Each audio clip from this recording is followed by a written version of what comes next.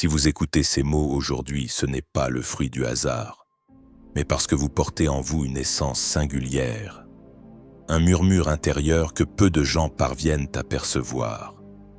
Il ne s'agit pas de se sentir supérieur aux autres, mais de réaliser qu'une force plus profonde vous appelle à une mission qui dépasse le cadre de l'existence ordinaire. Les élus vivent avec ce sentiment dès leur plus jeune âge, comme si le ciel leur murmurait chaque jour qu'ils ont été mis à part pour quelque chose de plus grand. Tout au long de votre vie, cet appel s'est manifesté par de petits signes, une sensibilité inhabituelle, une agitation constante de l'esprit, ou cette force inexplicable qui vous relève même quand tout semble s'effondrer autour de vous. Vous ne comprenez peut-être pas encore tout, mais vous le ressentez. Ce sentiment est l'éveil de l'Esprit de Dieu en vous, activant des dons qui attendaient de patiemment le moment opportun pour se révéler. Ces dons ne sont pas destinés à la gloire, au projecteur ou à la reconnaissance humaine.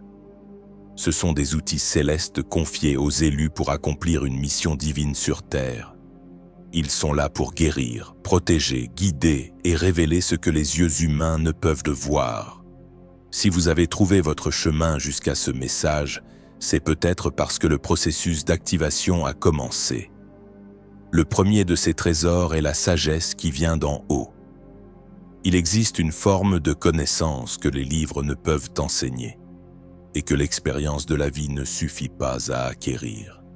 C'est une sagesse qui descend directement du ciel et se manifeste à l'instant précis où elle est nécessaire. On l'appelle la parole de sagesse. Ce n'est pas une intelligence commune, mais une instruction claire, précise et infaillible qui apporte une solution là où tout semblait impossible. C'est ce moment où soudainement une idée ou une réponse jaillit dans votre cœur, comme si une voix céleste avait chuchoté directement à votre esprit. Cette sagesse ne vient pas pour gonfler l'ego, mais pour résoudre, apaiser et aligner les circonstances selon la volonté divine. Elle transforme les environnements, protège des vies et prévient des tragédies. Souvent, elle passe par des personnes simples qui n'imaginent même pas l'impact de leurs paroles. Dans les textes anciens, l'exemple d'Abigaïl illustre parfaitement ce don. Par une parole précise et une attitude humble, elle a désarmé la fureur d'un roi et sauvé sa maison d'une destruction certaine. Peut-être avez-vous déjà vécu cela, un conseil que vous avez donné sans savoir d'où il venait, ou une décision prise avec peu d'informations qui s'est avérée être le choix parfait. C'est le signe que ce don commence à se manifester en vous. Au-delà de cette sagesse, il existe une dimension plus profonde, appelée la parole de connaissance. Ce don permet à l'élu de percevoir des vérités spécifiques sur une situation ou une personne sans que personne ne lui ait rien dit. C'est une révélation soudaine qui met en lumière ce qui était caché dans l'ombre. Vous avez peut-être déjà ressenti cette certitude intérieure concernant le passé ou le présent d'une personne. Une information qui s'est imposée à vous pour apporter une délivrance ou une consolation. Ce n'est pas de la curiosité, c'est une intervention divine. Dieu vous confie ses secrets non pour que vous les exposiez, mais pour que vous puissiez prier avec précision ou offrir une parole qui brisera des chaînes. Ce don est une preuve de l'intimité que le Créateur souhaite entretenir avec vous. Il vous fait confiance pour porter des vérités qui peuvent transformer le cours d'une vie. Lorsque cette connaissance s'active, elle agit comme un scalpel spirituel, retirant le mensonge pour laisser place à la vérité libératrice.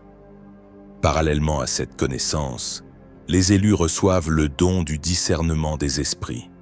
C'est l'un des dons les plus silencieux, mais aussi l'un des plus essentiels pour la protection de ceux qui marchent sur ce chemin spirituel.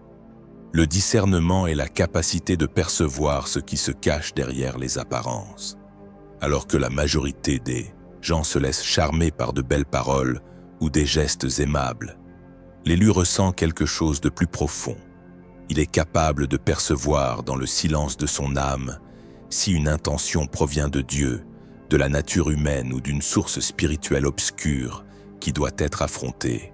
Il ne s'agit pas de juger ou de pointer du doigt les erreurs d'autrui, car le véritable discernement apporte la clarté et non l'orgueil. Il révèle les intentions cachées et protège contre la tromperie. L'apôtre Paul manifestait ce don lorsqu'il percevait qu'une louange apparente cachait en réalité une influence spirituelle détournée. Le discernement n'est pas impressionné par le paraître. Il voit ce que l'œil naturel ignore. Si vous avez déjà ressenti un malaise inexplicable dans un lieu pourtant accueillant, ou si votre cœur a rejeté une amitié qui semblait parfaite, c'était votre sensibilité spirituelle à l'œuvre. Dieu vous entraîne à voir dans l'esprit, à faire confiance à ce murmure intérieur qui vous guide vers la vérité, même quand tout est confus à l'extérieur.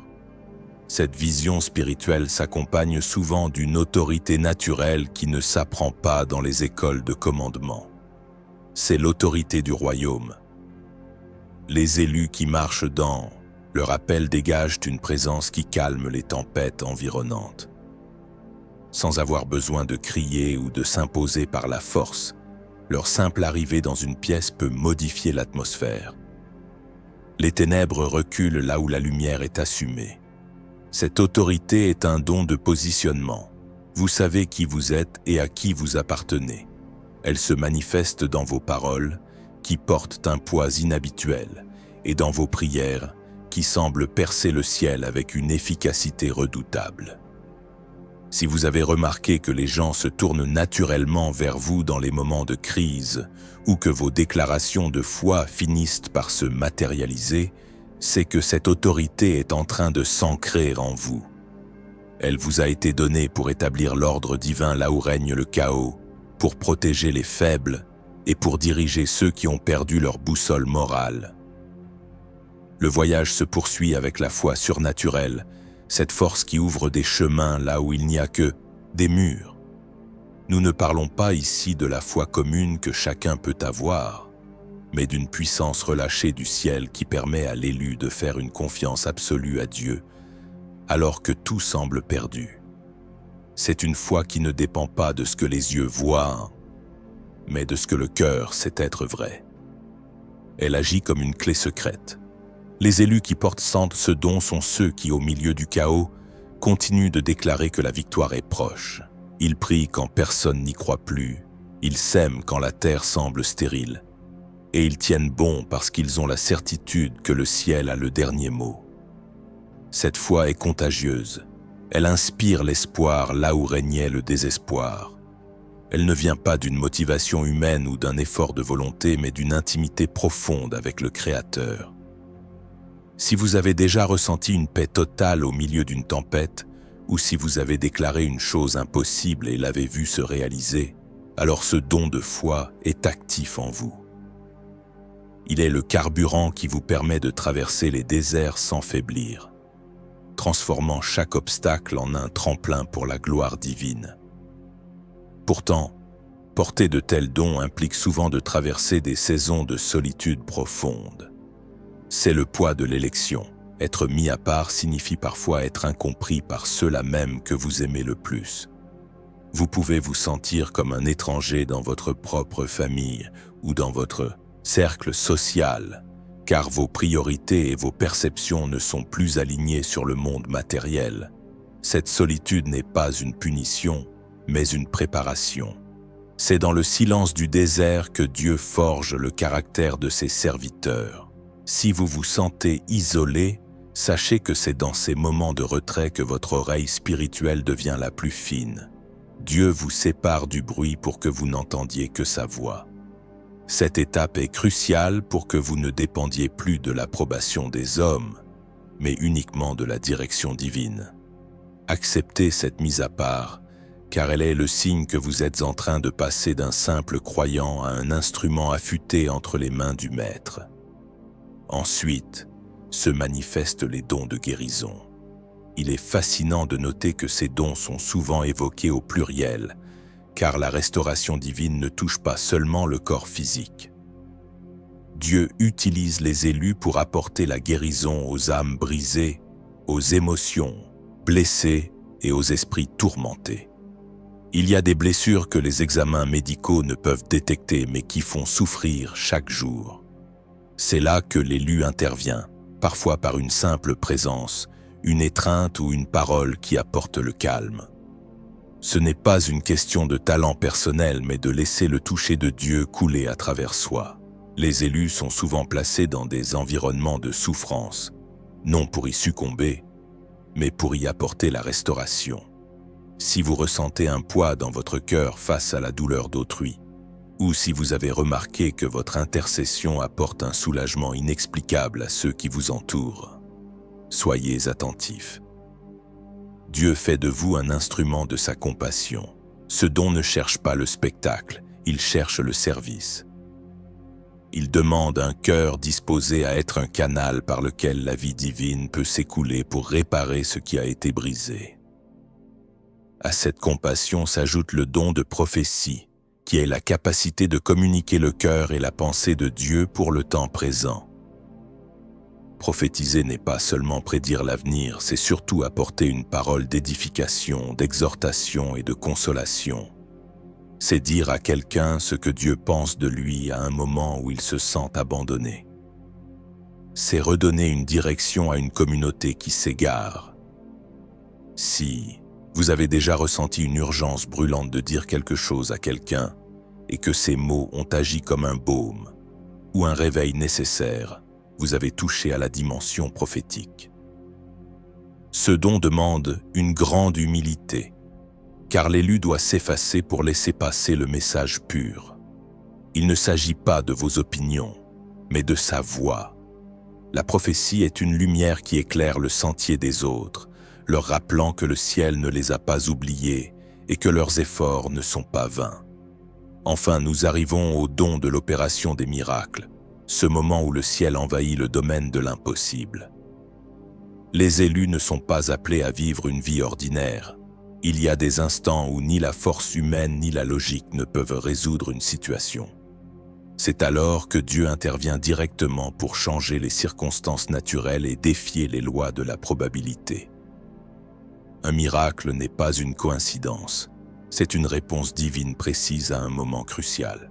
Que ce soit une provision inattendue, une protection miraculeuse ou une porte qui s'ouvre sans explication, ces manifestations prouvent que Dieu agit encore à travers ses enfants. Ce don demande une reddition totale et une audace spirituelle. Les miracles ne sont pas réservés aux grands moments historiques. Ils se produisent aussi dans le secret, dans les détails de votre quotidien pour montrer que rien n'est trop petit pour l'attention de Dieu. Si vous avez été témoin de l'inexplicable, ne doutez plus. Vous êtes un canal de la puissance céleste, et plus vous ferez confiance, plus vous verrez la main de Dieu transformer votre réalité. Cependant, l'activation de ces dons exige une persévérance inébranlable. Le chemin de l'élu est parsemé d'épreuves conçues pour tester la solidité de ses racines. Il y aura des moments où les dons sembleront s'essouffler, où le ciel paraîtra de bronze. C'est là que se forge la véritable endurance. La persévérance est le don de rester debout quand tous les autres sont tombés. C'est la capacité de continuer à servir, à aimer et à croire, même quand les résultats ne sont pas immédiats. Dieu ne cherche pas seulement des instruments puissants, il cherche des instruments fidèles. Votre capacité à rester attaché à la source malgré les tempêtes est ce qui permettra à vos dons de porter un fruit qui demeure. Ne vous laissez pas décourager par la lenteur apparente du processus. Chaque jour de fidélité est une pierre posée pour l'édifice de votre mission éternelle. Un autre aspect souvent ignoré est le don de la libéralité et du service. Certains élus sont appelés à être les mains et les pieds de Dieu d'une manière très concrète. Ils possèdent une capacité surnaturelle à générer des ressources, à organiser et à soutenir les œuvres du royaume. Ce don de soutien est tout aussi vital que celui de la parole. Sans ceux qui servent dans l'ombre, les grandes victoires ne pourraient avoir lieu. Si vous trouvez votre joie dans le fait d'aider, de donner sans compter ou de faciliter la mission des autres, sachez que votre don est précieux aux yeux du ciel. Il n'y a pas de petits dons, il n'y a que des cœurs obéissants. Votre générosité et votre dévouement sont des parfums de bonne odeur qui ouvrent des portes spirituelles massives, non seulement pour vous, mais pour tout votre entourage. Enfin, l'élu doit cultiver le don de la paix intérieure, une tranquillité qui surpasse toute intelligence. Dans un monde de bruit, de stress et de peur, porter la paix de Dieu est un acte révolutionnaire. C'est cette capacité à rester serein devant le danger, à garder son calme quand tout le monde panique. Cette paix n'est pas une absence de problème, mais une présence constante.